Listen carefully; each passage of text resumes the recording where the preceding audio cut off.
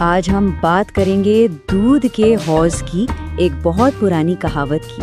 لیکن یہ صرف کوئی کہانی نہیں ہے، اس میں چھپا ہے اجتماعی ذمہ داری اور انفرادی ایمانداری پر ایک بہت ہی گہرا سبق۔ سوال یہ اٹھتا ہے کہ کسی بھی قوم کے کردار کو، اس کی سچائی کو کیسے ناپا جائے؟ ایک بڑا مشکل سوال ہے نا؟ لیکن ایک وقت تھا جب بادشاہ سکندر شاہ نے اپنی رعایا کی سچائی کو پرکھنے کے لیے ایک بڑا دلچسپ اور سیدھا سادہ طریقہ نکالنے کا سوچا۔ تو قصہ کچھ یوں ہے کہ بادشاہ سکندر شاہ کو اپنی رعایا پر بڑا فخر تھا، لیکن ان کے دل میں ایک سوال تھا کہ ان کی ایمانداری آخر کتنی گہری ہے۔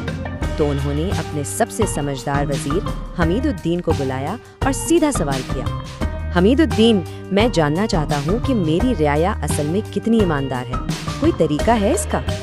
اب وزیر حمید الدین نے تھوڑا سوچا اور پھر ایک بہت ہی زبردست تجویز دی۔ انہوں نے کہا، بادشاہ سلامت، لوگوں کی باتوں پر نہ جائیں، اصل سچائی تو ان کے عمل میں چھپی ہوتی ہے۔ اگر آپ اجازت دیں تو ایک ایسی آزمائش رکھتے ہیں جو باتوں سے نہیں بلکہ عمل سے سب کچھ سامنے لے آئے گی۔ بادشاہ کو یہ بات بہت پسند آئی، اور بس پھر کیا تھا، اگلے ہی دن پورے ملک میں ایک شاہی فرمان جاری کر دیا گیا۔ یہ سمجھیں کہ ایک طرح کا سماجی معاہدہ تھا، ایک ٹیسٹ جس میں ہر شہری سے یہ امید کی جا رہی تھی کہ وہ ایمانداری سے اپنا حصہ ڈالے گا۔ حکم بہت صاف اور سیدھا تھا۔ کرنا کیا تھا؟ پہلا، شہر کے ہر شخص کو ایک برتن دودھ لانا ہے۔ دوسرا، یہ دودھ رات کے اندھیرے میں شاہی حوض میں ڈالنا ہے جب کوئی دیکھ نہ رہا ہو۔ اور تیسرا، صبح تک یہ حوض دودھ سے بھرا ہونا چاہیے۔ اصل امتحان یہی تھا کہ جب کوئی نہ دیکھ رہا ہو تب انسان کیا کرتا ہے۔ تو آخر کار وہ رات آ ہی گئی جب ہر شہری کو ایک فیصلہ کرنا تھا۔ یہ صرف دودھ یا پانی کا فیصلہ نہیں تھا، نہیں، یہ ایمانداری اور خود غرضی کے بیچ ایک انتخاب تھا، ایک ایسا فیصلہ جس سے ہر ایک کے کردار کا پتہ چلنا تھا۔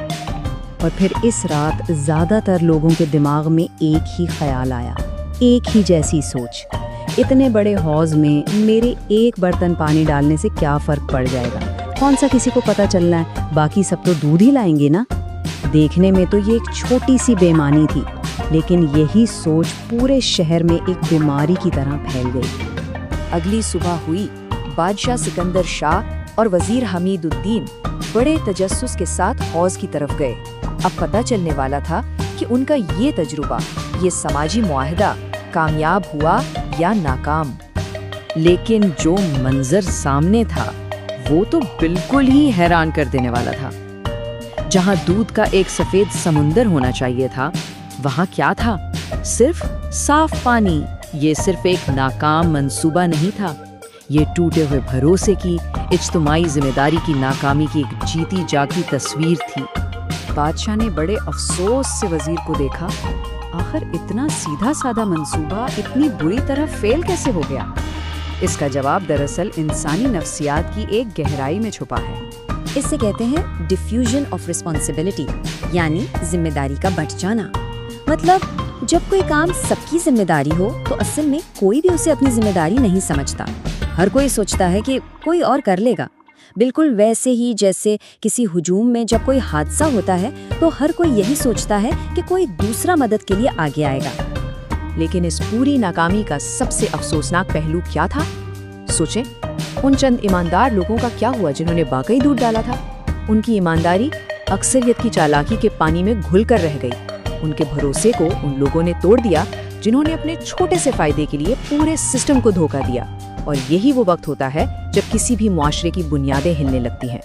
اس تجربے کی جو تلخ حقیقت سامنے آئی، اس نے بادشاہ سکندر شاہ کو ایک بہت بڑا سبق سکھایا، اور یہ ایک ایسا سبق تھا جسے وہ چاہتے تھے کہ ان کی پوری قوم سمجھے اور اپنائے۔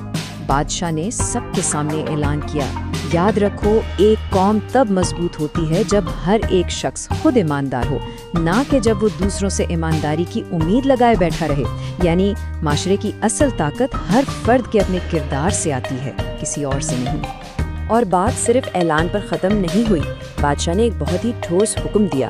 انہوں نے کہا کہ سلطنت کے ہر اسکول، ہر مدرسے میں ایمانداری اور انفرادی ذمہ داری کے سبق کو نصاب کا لازمی حصہ بنایا جائے۔ یہ ایک دور اندیشی والا فیصلہ تھا تاکہ آنے والی نسلیں ایک مضبوط اخلاقی بنیاد پر کھڑی ہوں۔ اور یہ کہانی آج ہمارے سامنے بھی ایک بہت بڑا سوال چھوڑ جاتی ہے۔